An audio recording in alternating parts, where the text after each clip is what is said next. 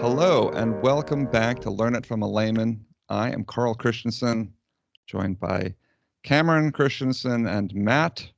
We are without Tim or Johnny tonight, so either we apologize or you're welcome, depending on your point of view. We will be discussing the evolution of aviation.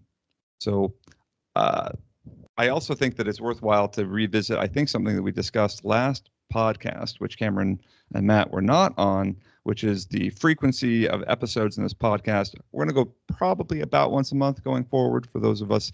So Matt, as much as Matt doesn't believe this, and Cameron has generally been more of a podcast fan, Matt more of an antagonistic host. What? We have 20 we have 20,000 followers on Spotify now. So it's pretty good. Not if I can help it. But you have helped it. Never been characterized as an antagonistic podcast host before, so add something to my. Yeah, whatever. exactly. Put that on the resume. Cameron's more, I think, more, joining on the side of, a hoorah type of. Well, no, I was just saying that you actually are a fan of the podcast, where Matt is a skeptic of our podcast. So Did you say our fan as in singular? Exactly. I am our super fan. Really, it's just 20,000 aliases that I have made for that.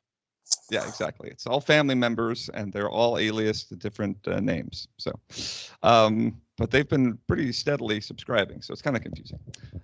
Let's get back to aviation here. So those of you that have listened to our podcast for a long time, you know that we've discussed satellites in the past, and we've talked about a variety of different engineering topics, but I think aviation has been one that I think I've wanted to do for a long time, because we have, well, and by we, I mean Matt has a lot of knowledge in the area. And so I think it's going to be very interesting, and I think very informative for lots of you. And I think aviation in general is something that people are interested in.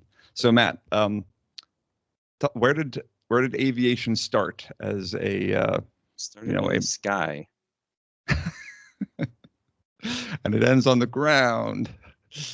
Okay, Actually. but like from the point of view of man taking to the skies. So, yeah, that's a little bit hard, because you go back all the way into questionably accurate history, things like Daedalus and Icarus and fashioning wings out of wax, which may have actually happened. Wow. But may not have. Okay. So, did he fly too close to the sun and then melt? What about what, Cameron? Da Vinci's glider. Da Vinci was some centuries later. But yeah, right around Da Vinci's time, and in that Renaissance period, you started getting people seriously looking at, hey, how can we do things in the sky in a way that doesn't result in us immediately falling to our deaths? And yeah, it was mostly centered around gliding or balloons, because for a very long time, the ancient Chinese very quickly realized that hot air rises, and so paper lanterns with the small lantern, or essentially a heat source, that was a thing in ancient China since forever ago. So you've had balloons that they would, these paper lanterns, effectively balloons, would fly up there and fly, and that's great. But there's kind of a difference between being in the air, not falling, and being in what we would call controlled flight. And so I'm thinking we'll focus on more of that controlled, powered flight, where we're deliberately in the air and deliberately controlling where we're going, which has not always been very easy with, well, anything, but especially things like balloons. So, right. We could probably have a different episode on dirigibles, but I don't know Indeed. that we are ever going to have an episode on dirigibles, but I've said we you know, could, if not the that we fans should. demand it, we still probably The won't do that one. dirigible community out there is large. Dirigible is large, the community isn't. But All right. anyway. There is a large fan base of the Goodyear blimp, so I'm going to say yes. There is a large community that loves dirigibles. Drive right. by that thing on my way to work every day. Anyway, Okay. so man has been flopping around in the sky, or at least trying to, since man looked at a bird and thought, well, that's kind of cool. And you had people, especially towards the Renaissance, figuring out gradually different principles that govern motion of air and how air works. And all of these things, if you remember our Basics of Fluids podcast, and everybody remembers that one, right? 100%. Yeah, air is a fluid, and the way that air works and the way that air moves and the way that different pressures apply to a body influences one's ability to fly or not ability to fly. And as people began to figure out what these principles were and how to operate them or how to manipulate them, work within them, you started to get things that allowed more and more, just allowed you to approach the concept of powered flight a little more closely. Bernoulli figured out, this Bernoulli's principle governs pressure in a moving fluid, or rather the motion of a fluid affects pressure, and those principles had implications for things like wings. If you could control the way that fluid moved across a wing or a plane or a surface or whatever, you could control the pressure on the different sides of that plane or wing or surface. And there were some implications there, but they weren't really there. It took a while to be able to turn that into something that could be practical. And the Wright brothers are credited with a lot of this stuff, and a lot of it they kind of trial and errored their way into. But they really did a good job of taking the research, the knowledge, the experiments that had come before them, and then turning that into a a machine that they could build that would work. And that's what they did. And the start of our story begins in 1903. Can I As quick these aside before you get us the right? I don't know if we want to. I don't even know if it's wanna worth talk visiting about at the all. Wrong brothers. There is some controversy about whether or not, like, is it a We will Brazilian? get to that. Okay, all right. Then that's what I wanted to know. Anyway, Okay. no, our story nothing. really starts in 1903, because when we talk about flight, we are talking about controlled, powered flight. We're not talking about a carriage with floppy wings and a propeller bolted on the front that rumbles down a hill and hits a rut and bounces into the air for 10 feet. That is not flight. That was you hit a bump and you lurched into the air.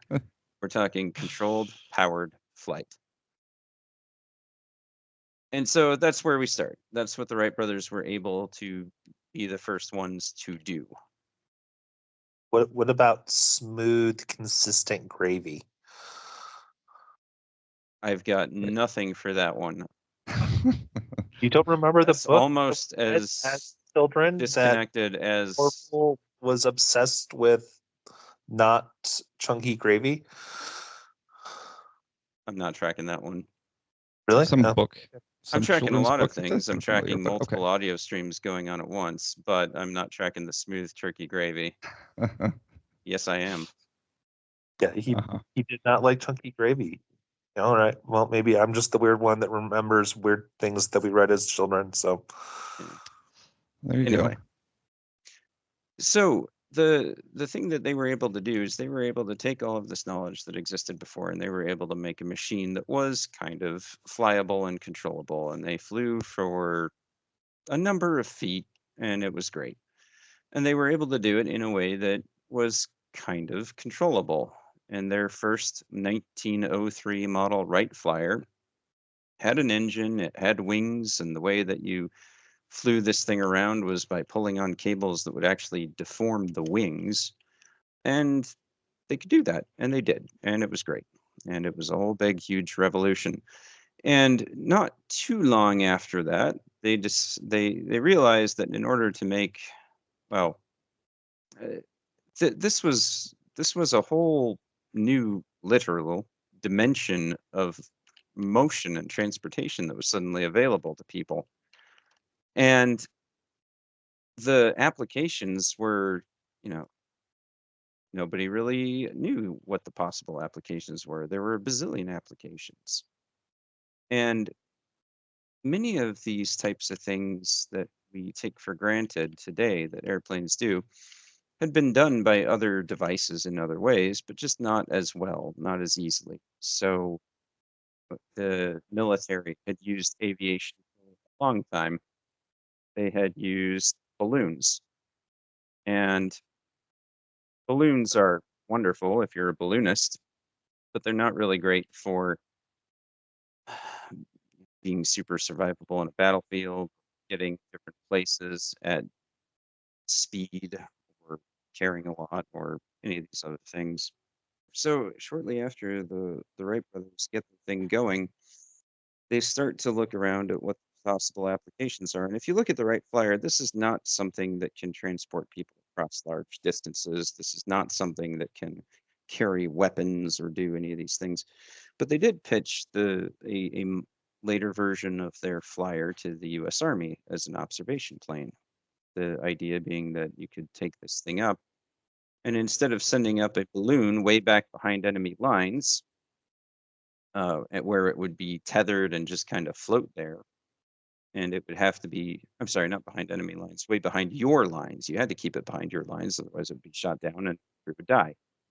You could use an airplane, and you could fly this airplane around, and it could scout, and it could spot for artillery, and it wouldn't necessarily be confined to staying behind your lines. And so this observation construct was one of the big selling points for the first primitive aircraft. And,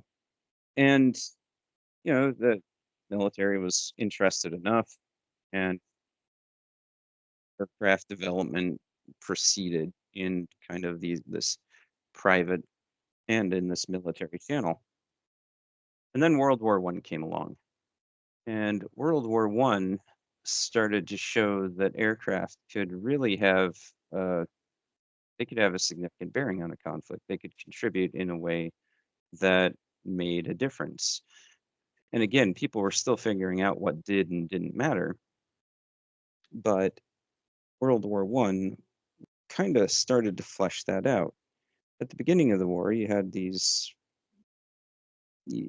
Aviation was very limited, and what aviation there was limited to that kind of scouting and reconnaissance role, spotting for artillery, and that's a little bit difficult to do with the types of primitive aircraft that you had. You wouldn't have a radio in an aircraft, and so. Can I? Sorry, not to go ahead. Derail, but I had a question. So you mentioned the Wright Flyer. Is that what it was called? That was it. The model 1903 Wright Flyer. Yes. Okay. I remember having seen pictures of it, but I can't describe it well. Did it have a propeller or multiple propellers? It had two propellers. It had one engine that drove two propellers, two bladed propellers. And it was this, I don't even know how to describe it. It's the weirdest looking thing you've ever seen. It's like there are two stabilizers out in front, two wings in biplane formation, and then two rudders in the back. And that was it. It's this. It does not look like something I would voluntarily climb into while being, mortal. And that's probably something we should talk about later in the podcast as well, is just the likelihood of these things to take a nosedive for a long time. I would say, it looked like a giant box kite with a tail. Yes. And two propellers pointed to the back. And a guy laying prone in the middle of it. So, yeah. Okay. So the propellers were there.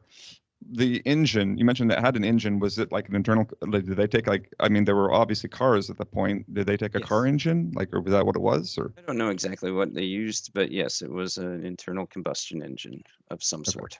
So, okay, and it all right, that was answers my questions. engines really have a huge bearing on the progress of aviation, the power plant, and how efficient and effective it is. And we will talk about some of that. Maybe engines are fascinating, but also nobody really cares about them. Okay, all right. So back to World War I aircraft. Right. Here we are. Suddenly, with these biplanes, you have a very rudimentary but still real capability to actually put something in the air wherever you want it, and you can you can get a body in places where a body could not previously be.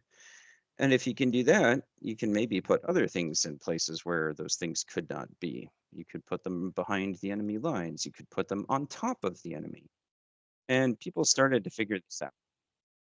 And so at the beginning of World War I, as I mentioned, we were doing mostly reconnaissance. Your guy would fly out there, fly over the front lines, look down and go, yep, there's the bad guys, and then report back. Well, pilots started noticing as they flew over the front that they were passing enemy airplanes on the way. And at the beginning of the war, the mythology is that they would wave at each other because why wouldn't you? And the German pilot would fly past the British pilot and they'd say, jolly pip pip, whatever British pilots say to Germans as they fly by each other.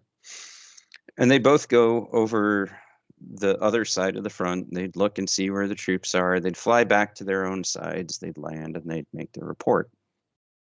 Now, and then it didn't take too long for someone with a slightly less tolerant spirit to realize that, hey, these reconnaissance sorties that we keep doing, they matter. Like, we're getting good information out of this about where people are. We're able to direct our artillery to hit and kill people. That probably means that what the other side is doing is allowing them to kill our people. Maybe we should do something about this. And so they started fighting up there, starting literally with pistols, taking pot shots at each other as they flew by. And it didn't take long for them to start slapping actual weapons on these planes. And World War I weapon development is another fascinating topic that nobody cares about. But by the end of the war, you had different classes of combat aircraft emerge. You had pursuit aircraft, what we would call fighters, whose sole purpose was to fly around in planes. You had bombers and attack aircraft whose purpose was to go drop things on people or shoot things down onto people. You had long range aviation, kind of, mostly had zeppelins. But the Germans actually started doing what we call strategic bombing, where they would float zeppelins over across the channel, over London, and drop stuff. And these were all these new applications. Nobody thought London would be attacked during World War I. That's preposterous, jolly unsporting. And then a Zeppelin shows up, dropping bombs. And by the end of the war, it was pretty clear that aircraft could be used to kill things on the ground, kill things in the air, also do that reconnaissance that really mattered. And they were able to play a major supporting part in combat operations. They were not the primary combat operation, by no means. That belongs to the Army and its glorious traditions and all that. But they were able to be a major contributing part to a military. The war finally ended in 1918, thank goodness, and aviation continued to develop over what we would call that interwar period, the 20s, 30s. And we still had what we would recognize as pretty primitive aircraft at that point. You had largely biplanes still, and they were and pretty limited by the industrial capabilities of the time. Engines, fascinating as they are, provide power based on how efficient they are, and they are efficient based on how precise your manufacturing processes are. Your manufacturing processes are precise depending on how modern you are. And in the World War I era, you were not super modern, and so your tolerances not super efficient. They were heavy, give you a lot of power. And anyway, they could do something, but they had a long way to go before they get to some of the power that you needed to get to heavier applications. But Can I? they did. They improved. And during the interwar period, engine technology, manufacturing technology, all these processes improved to the point where you could now start doing airplanes that were larger and bigger and could carry stuff, not just, 100-pound bombs, loads of cargo to support whatever, to move people, to haul goods. And you started having the first kind of commercial air construct, not really an airline, but you could carry a couple passengers from one city to another. You could carry a particularly valuable item from a city to another. You could carry the leaders of the great Soviet Union and their associated propaganda press corps uh, from one city to another. Largest planes of the interwar period was a Soviet plane called the Maxim Gorky. And if you do a Google search on that, you will see a comically large behemoth of a airplane. And it was incredibly impressive for its time because this was a thing that could actually move a significant number of people and a significant number of stuff across the Soviet Union, which is pretty impressive. And so in this interwar period, you start getting these just shades of the uses that we see in aviation today, moving people and things for profit or to serve governments or these things. And then World War II happens, and World War II was large, and we have done 5 separate podcasts on that. So go listen to all of them right now. I will wait.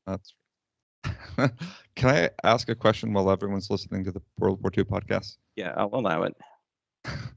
Okay, so you mentioned that you had like reconnaissance flights early on in World War I, and then obviously by the end of World War I, you kind of have specialized,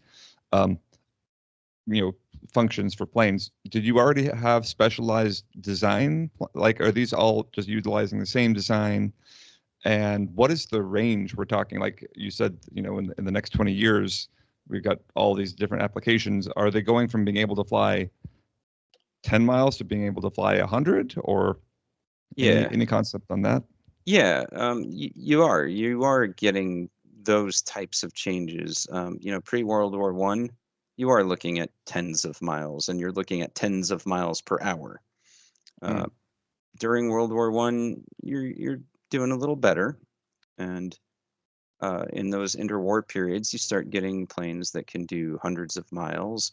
Before World War II, you could get planes that were clipping along at 200 plus miles per hour, which is pretty good. Yeah, that's really good for 1920, 1930, period of time. But one of the things is, though, that yes, to answer your question that you put in there, did they require specialized designs? Oh, yes. And you saw a great variation start to emerge in what aircraft looked like. Sorry. During World War I, you have your classic biplane. And by the end of the interwar period, you've got large multi-engine aircraft. You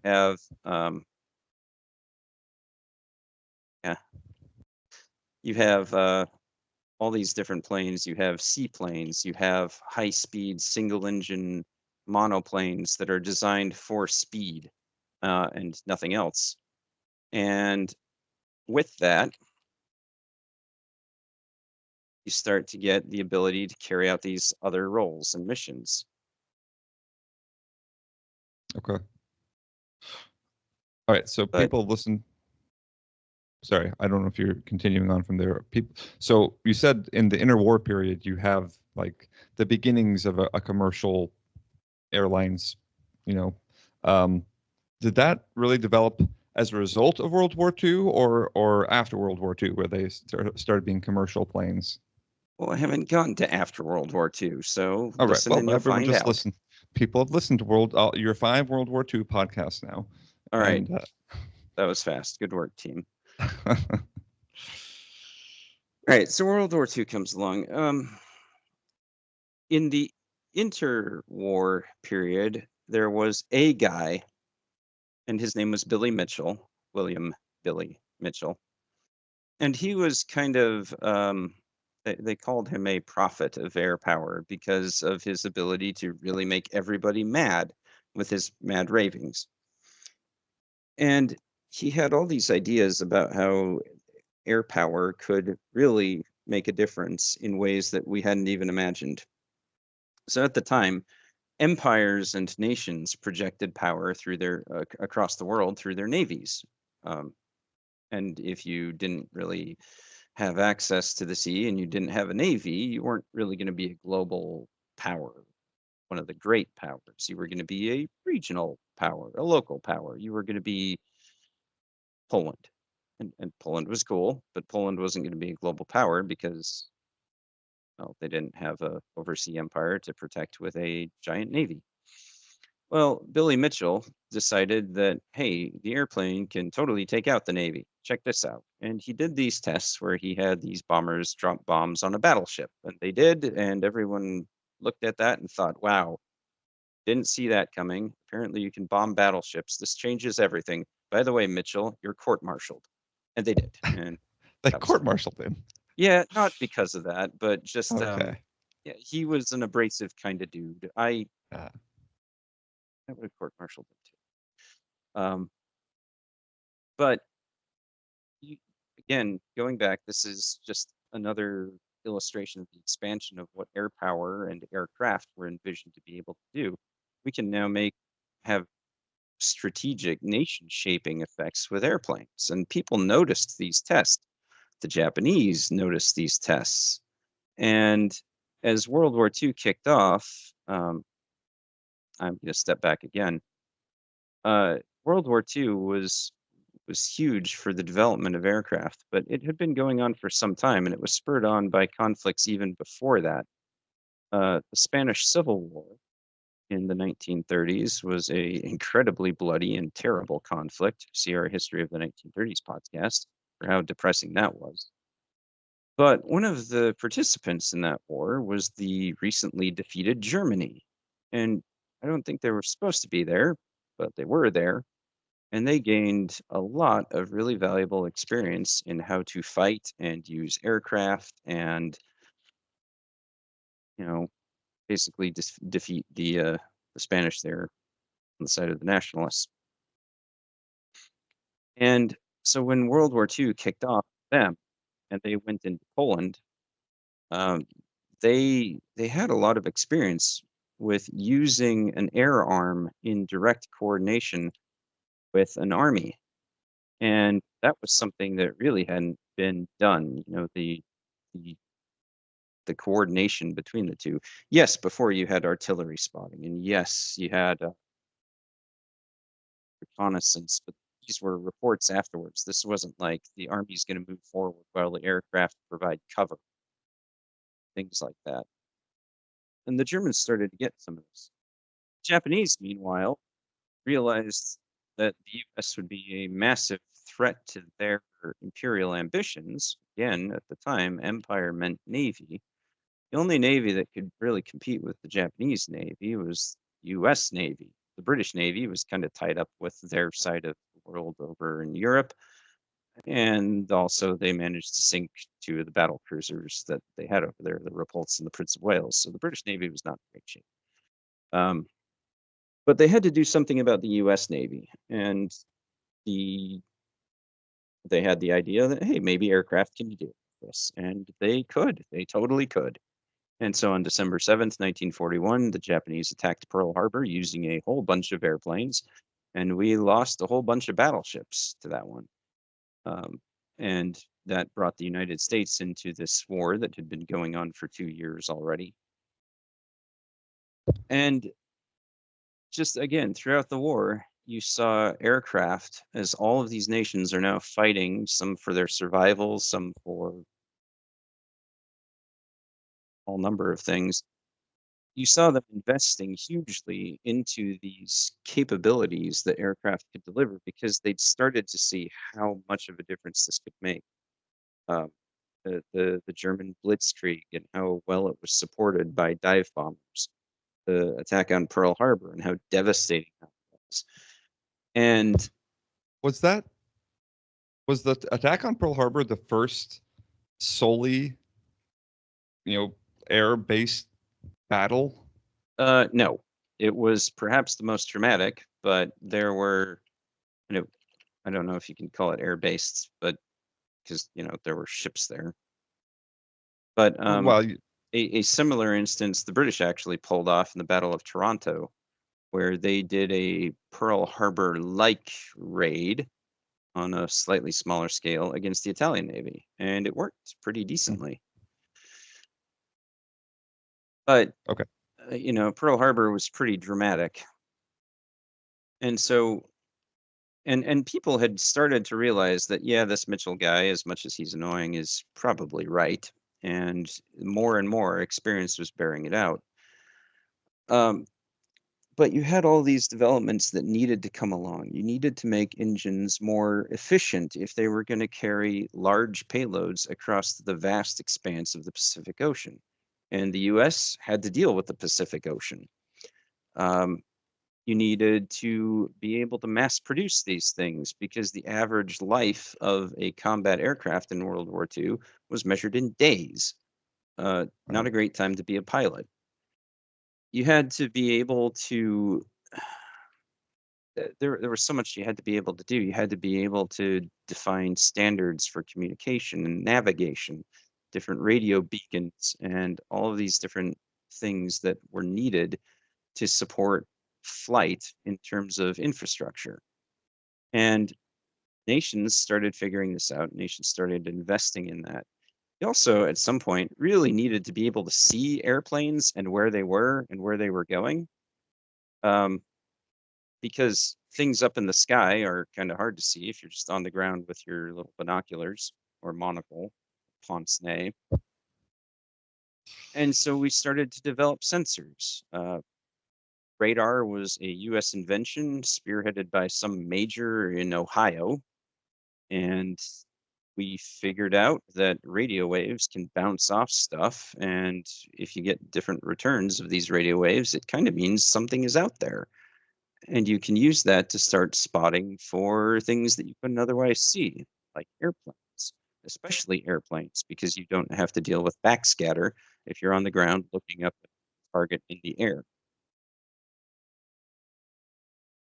Well, you have all these developments coming together kind of all around aviation. You have sensors, you have communication systems, you have industry, you have advances in engineering, in precision machining, and all of these things. By the end of the war, all of this has come together to provide aircraft that have very powerful, relatively efficient engines that can carry tens of thousands of pounds of cargo across thousands of miles.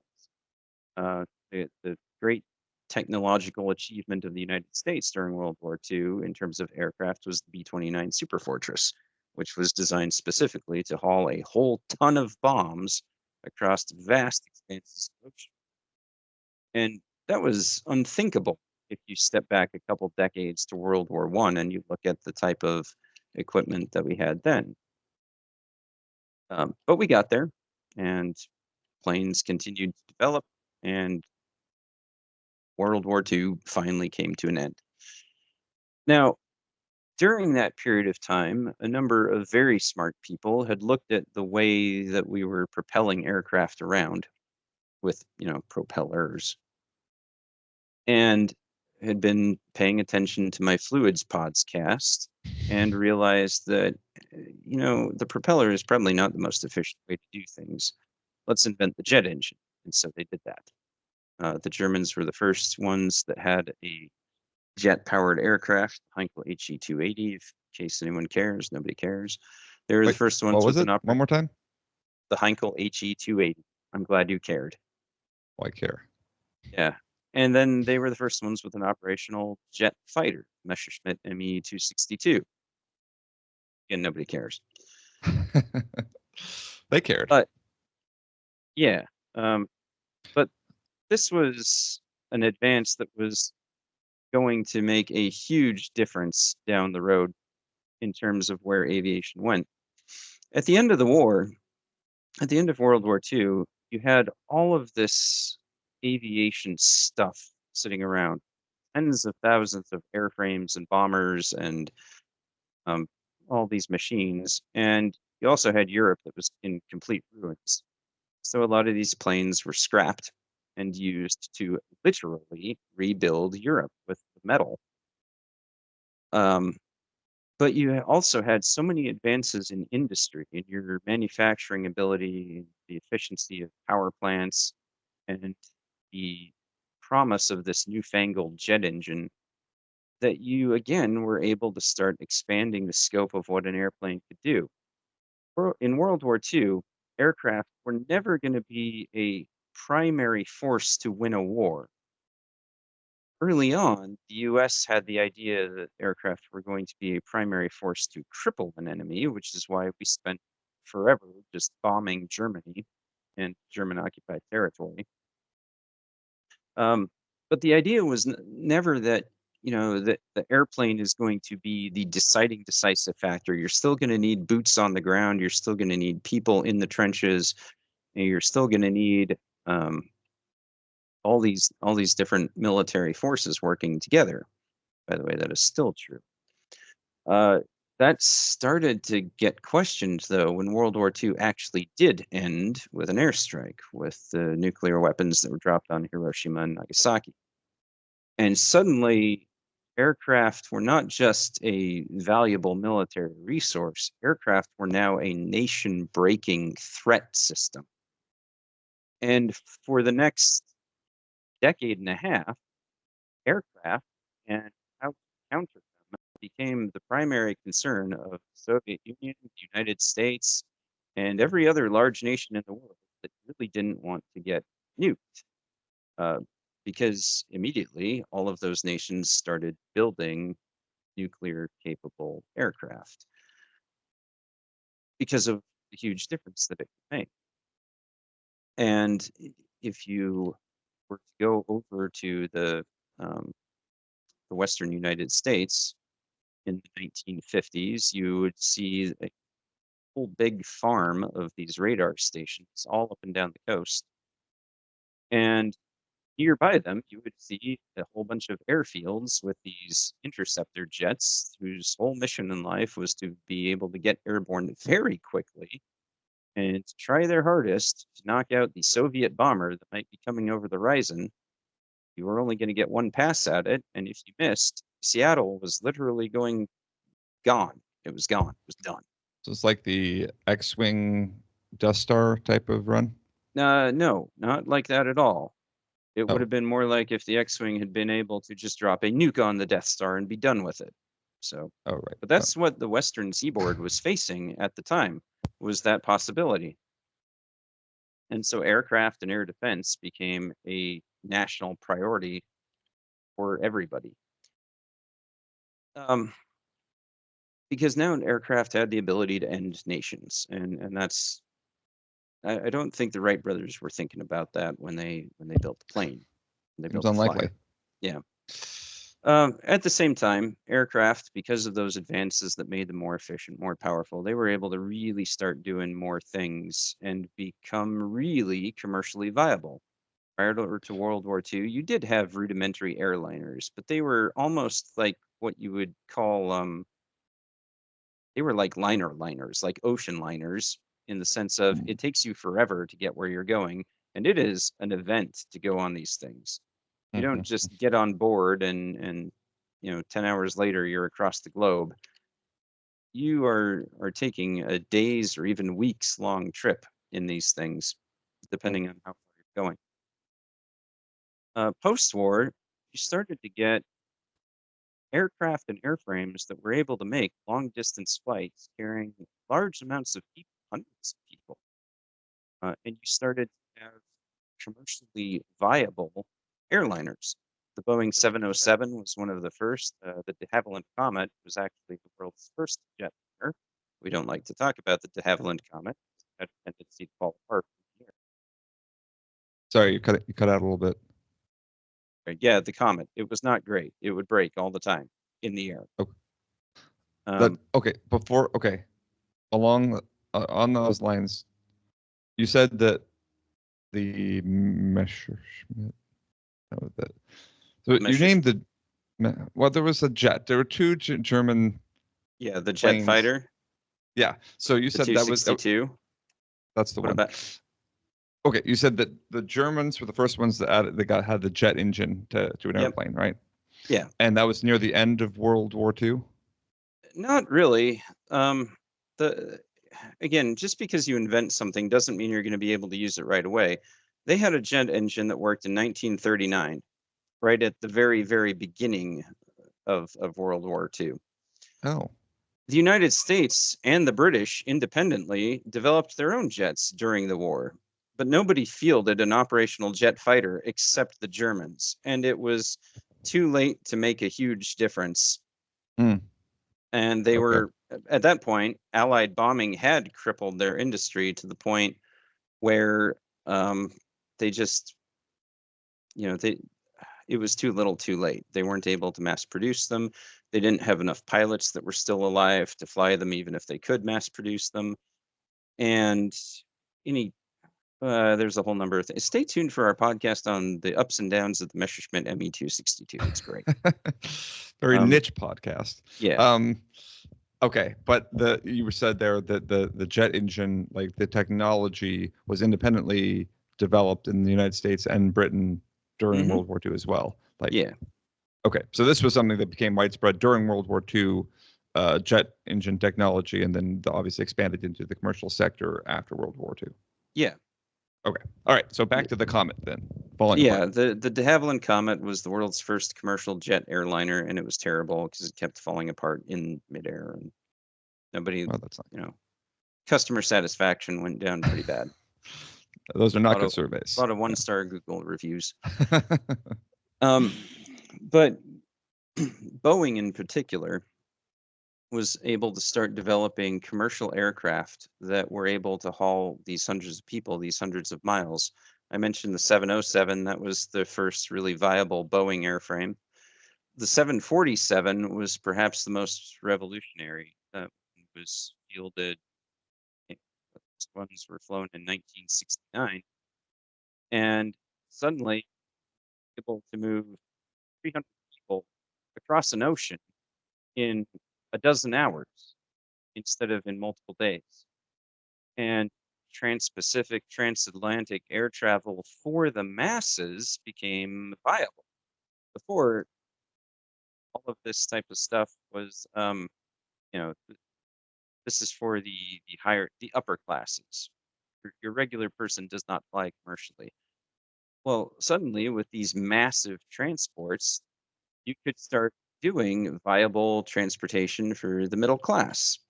And that was and became and remains a thing to this day.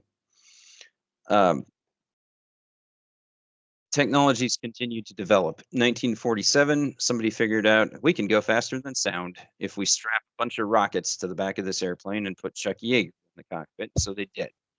And in that year, shortly after the birth of the U.S. Air Force, their first achievements was Chuck Yeager breaking the sound barrier in the X-1. He got over Mach 1, and that's all that could really be said for the X-1. One thing we haven't really touched on, but seems appropriate to touch on right now, potentially, is, as we've following the evolution of aviation, it's also the case, and you kind of, mentioned this in passing, that pilots and planes were not, there was no guarantee of tomorrow. Yeah. safety and manufacturing quality and any type of safety standards were probably still decades away in most cases. And so it seems like adding a jet to, I mean, planes that in the 1940s were, I believe the statistic I've read is that like way more pilots died in training from Yes. plane accidents than in actual combat. Like 5 years later, we're strapping multiple jet engines to a plane and trying to fly at the speed of sound and multiple above. rocket engines. It really depended on which nation you were part of. Okay. If you were, the Russian aircraft industry absolutely considered aircrew expendable. Like they built their planes literally out of wood and attached them together with glue. I am not making that up. And then they Wood were glue, surprised though. when the planes fell apart. My word. The U.S. was actually quite a bit better about having standards and making things be reasonably reasonable. And they did have standards for what things were required to be, the different loads that an airframe was supposed to be able to stand for failure. The British and the Americans actually had different standards for that, which led to interesting decisions in acquisition, because the frame that would be standard for one nation might not meet it for the other. But yeah, it really depended on where you were. Now, as you remember from the podcast with Brent Christensen, who talked about the basics of ICAO, that UN organization, that thing certainly wasn't around at the time. Right. But it was able to get, we were able to start laying the groundwork for things like that in those post-war years. As travel did become international, it was evident very quickly that you were going to need international standards for that travel. And so, expediency dictated that you do it. And we did. Right. I feel like, I feel like, the risk reward, in the early 20th century for any, technological or advancement was, the reward is always worth the risk. Yeah. And so that's what we see in aviation as well, right? It's like, we can do it, we should do it. And standards and safety be darned. So. I think that doesn't give credit to a lot of people the way that they possibly deserve some credit. Okay. So. All right. Okay. I don't know where you're going to take us next, but we're currently at jet engines, and we're flying internationally and across the globe. And what about so you just took us to supersonic flight. Supersonic commercial flight has never really become a thing, but there was the whole 1980s experimentation with that, wasn't there? It wasn't just experimentation. So it depends on who you are and what you think you need. Civilian aviation really thought it needed supersonic travel in the 60s, 70s, and 80s, and even the 90s, and so it did. It got it. It had a couple different concepts that were proposed, and one that was executed successfully, and one that was executed very badly. The successful one was the Concord, and it was great, but it was pretty expensive.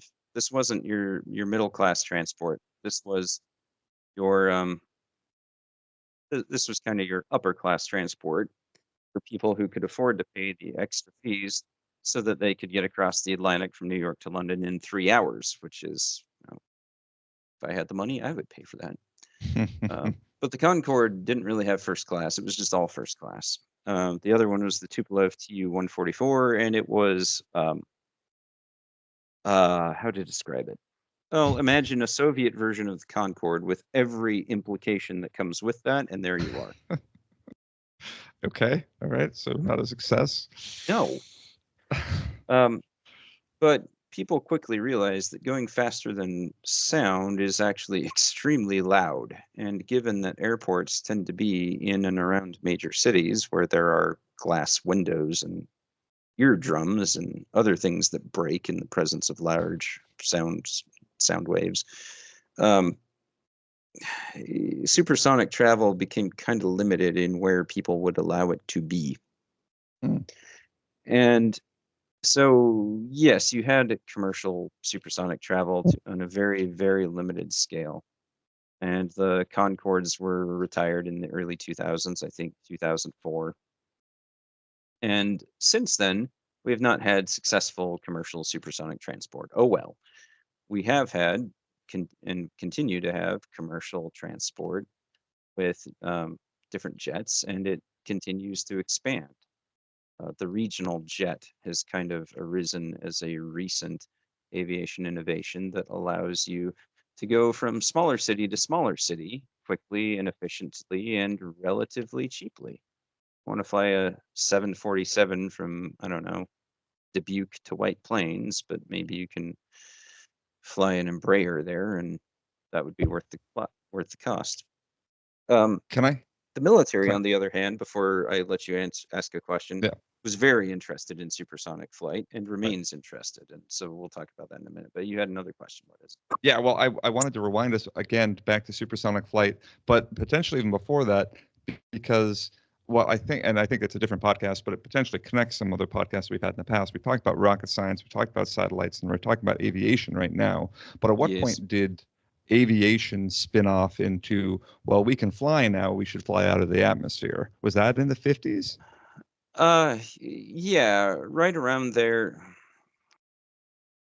So aviation and rocket science share the commonality that a thing goes up. Other than that, they're very different. Sure. As everyone recalls from our Basics of Rocket Science podcast, apologies for the audio on that one, the rocket equation is the thing that governs our rocket engine. That is very different from any of the equations that govern jet propeller engines. Aerodynamics do not apply to rockets the same way because rockets don't have to worry about aerodynamics for very long. They get out of the atmosphere.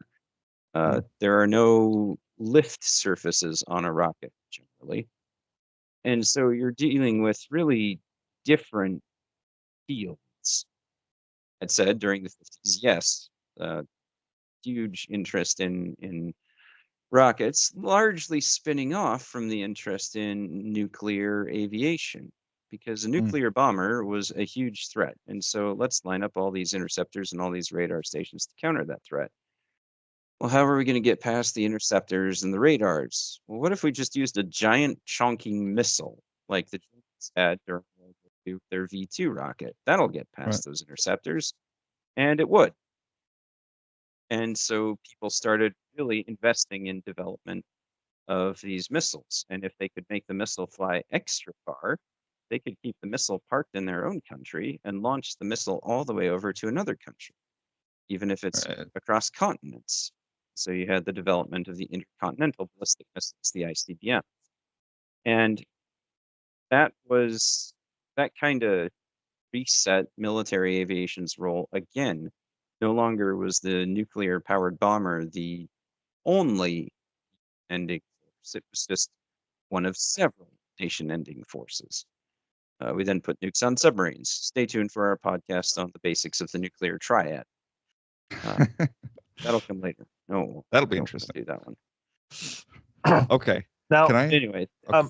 The other thing that came with that, with all of those rockets, was, hey, we can throw a nuke across the Earth, probably throw a person into space. And the space program was really built on the need to be able to throw nukes around the world. But it also led to being able to throw astronauts out of the atmosphere. So, that's cool too. Okay. I think Cameron had a question. You should probably cut that whole thing because it has nothing to do with aviation. This kind of ties us back to aviation. I think I read recently that there are several companies, again, kind of looking at supersonic flight. There are. Across the just because they were I know there's a couple, like I think NASA is in developing one that doesn't have a sonic boom when going faster. Yeah. And then some stuff like that. Yeah, there is an interest lately in renewing our ability to do commercial supersonic travel. And yes, NASA is trying to figure out how to get above the speed of sound without breaking everyone's windows. That seems to be cheating the laws of physics. Well, it's more like just putting the laws of physics in a neat little box and using the ones that you want to use. That's what I try all the time. This is how NASA rolls. Okay, can I fast forward us then? Because we're coming up on an hour, and I don't know how much more content you've got, but we could. Look, you chose to do the history of aviation. There's a lot of aviation. It's true. I wanted to hit one other thing, though. Maybe Cameron has another question too, but I wanted to talk about drones, but that might be like a long subject. Oh, we can just hit that quick. Okay. So where was I? You were talking about military. I think I actually got through. Yeah, the military like supersonic things. I think that's pretty self-explanatory. Sure.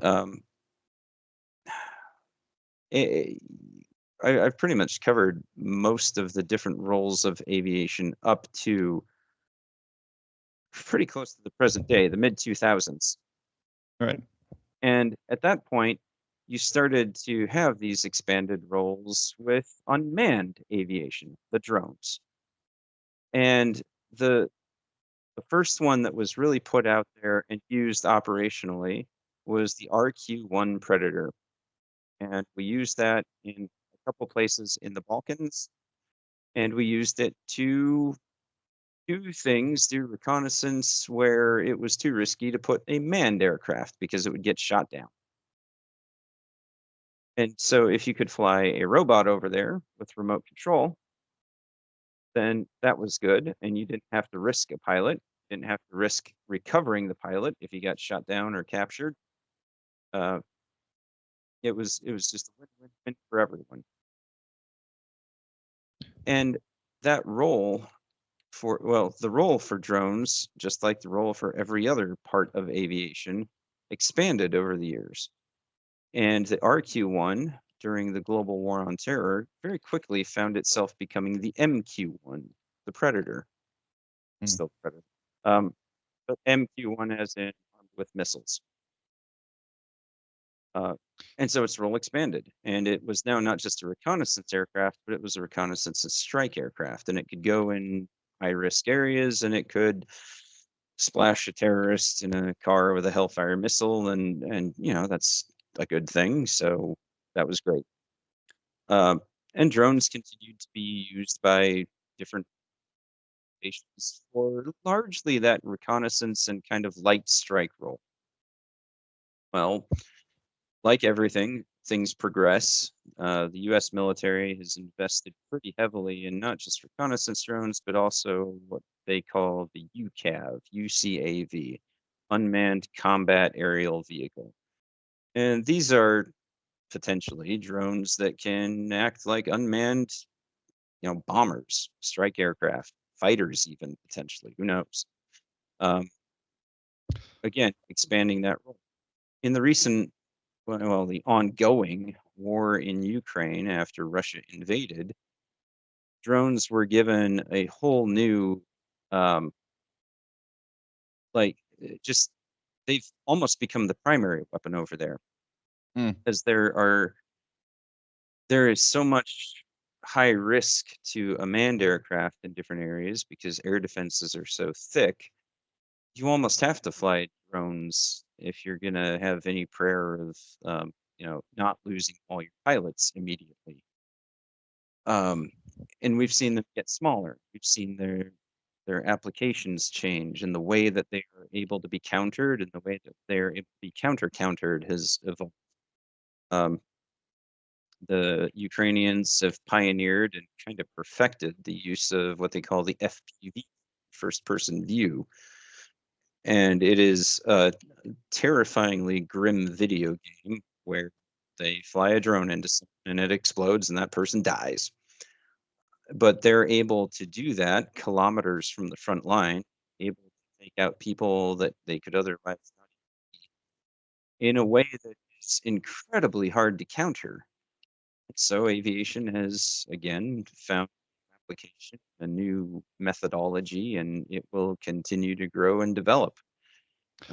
And this is just the way of these types of technological advances. One other question about the drones. Sorry, you done? Also, they deliver your Amazon stuff maybe someday. I've never seen that. I think the FAA has something to say about that, but we'll see if we ever get there. I live in Southern California, so I feel like if Amazon were delivering stuff with drones, it would be here, right? Like maybe Tokyo. Anyway, but see the option of drone delivery in my Amazon thing, just so you know. There we go. Okay, well, okay, but quick technical question about drones before we wrap the podcast with one. It seems the technology for controlling drones, what, like, do you have to be like, there's got to be a delay, right? Like, are we talking like what is the technology that allows, you just said the Ukrainians have this way of first person view of a drone. That's got to be difficult with a delay, right? It very much depends. So the big advance in the aviation world has been the drones, right?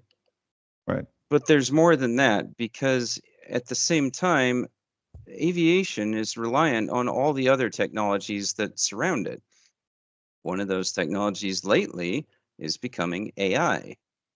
So here's the terrifying thing. How does AI and drone come together? What point do you have those FPV drones start to act not just automatedly, but autonomously, meaning no human in the loop? They see a thing, they engage the thing, and they kill the thing. Where do we go with that? That's terrifying. So that's like is that even a question that we want to countenance? And does it even matter? Because if we don't do it, are the other guys going to do it? So yeah, that's pretty crazy. Anybody seen Terminator Salvation lately? No? I was going to say there's a host of movies about this. Yeah. Okay. Matrix. That is one thing that we didn't discuss that I think is worth at least mentioning, because I think everyone has ever flown, which is the vast majority, I believe, of United States and probably Western Europe have been in a plane, and you interact with security protocol getting onto the plane, and most of that as a result of early 2000, obviously 9/11, when planes all of a sudden went from being either commercial or military to being used as a weapon in a terrorist strike. And so suddenly you couldn't separate the idea that a commercial flight could not be used for as a bomb. And so suddenly we now have to deal with all the security that goes around that. Kind of. Sorry, was there a follow-on to that question? That wasn't really a question. I guess was just a statement. More like, yeah. There was security before that. Yeah, very minimal though, right? Like you just had to walk through like a no? Okay. You still had to go through a metal detector. You still had bag checks and different things. It wasn't a lot of the things that happened post 9/11 were to ensure that there were no walkarounds or loopholes in the security constructs. And then there had been, unfortunately, a number of terrorist incidents involving commercial aircraft in the past. 9/11 was terrible in the way that planes were used as weapons. Before that, planes full of people had been used as hostages, or as flat out, going to just kill them on everyone on board. Lockerbie bombings took out a 747 over Scotland. Hundreds of people died. And so aircraft being targeted by extremists is nothing new. Not sure it really fits in the history of aviation, but that's more like the history of airport security, I guess. That's fair, but I mean, just the idea that aviation, the evolution of aviation got it to the point where it was, the planes were these weapons of mass destruction themselves. That right? I don't know that I would want to countenance that idea on this podcast. Oh, okay. I don't know. That's well, I think what Carl is trying to say is the progression of what you started off, back in, World War I, the pilots would just wave, and then they had, a gun pointed at each other, and then they were dropping grenades on other people, yeah. as they're. It's kind of the progression of, if someone's going to think of something bad, there is that progression that it can go there. And right. I just don't know that I want to countenance the idea of using an airliner full of civilians as any kind of progression of a use for aviation. A misuse for sure, but like a potential, like obviously it was used that way. So yeah, well, but I mean, I think that's more. People are going to use things to their advantage, but that's not necessarily a good thing. Right. You can use ammonium perchlorate to explode a building or to fertilize crops. I don't know that I would. Yeah, I guess I see your point that it's like that it's tangential and maybe not part of the actual discussion. I guess the reason I brought it up is that the way that the layman interacts with aviation in the real world generally has to do with airport security. And so the idea that that sometimes just seems unnecessary, like follow the evolution of how airplanes have been used. Unfortunately, the reality is it probably is necessary. I don't know. Yeah. I guess that's more of a opinion, which we try to steer clear of. But yes, we're nobody wants to listen to us for our opinions. That's true. Well, no, could have probably finished that sentence earlier. So. I think everyone can agree when you have an inconvenience, whether it's for your safety or not, it is not someone's favorite thing. I think we can just say that. That's true. Yeah, okay. Well, thank you. I'm sure Matt could regale us with many more aviation. I could, but I'm not gonna. Not today, at least. We've been going for a while. Yeah, we have. So and I have things to do. And we can even talk about ejection seats and all sorts of other things. That's true. We did miss the ejection seat. We also didn't talk about rotary winged aircraft like the helicopter. So I don't know. Our listeners get what they pay for here. We could have, well, we got that, but we could have talked about, instruments, aviation, whatever. We got some stuff. Yep. And the last thing that you touched on, I think, is something to ponder. The drone that has AI software installed is something to write your congressperson about. It is absolutely not. They do not need to be deluged with a bunch of ignorant people yelling, "I heard on a podcast that the drones are going to take over." Well, that's actually pretty apropos of the news stories recently in the United States. So, okay, we won't go there. We're derailing here. Yeah, we are. We're derailing. We'll come back to the fact that aviation has been back from 1903 all the way to now. We've made some wonderful progression in the ability of man to be able to fly, and we'll see where it goes from here. So sounds good. Okay, thanks, Matt. Thanks, Cameron.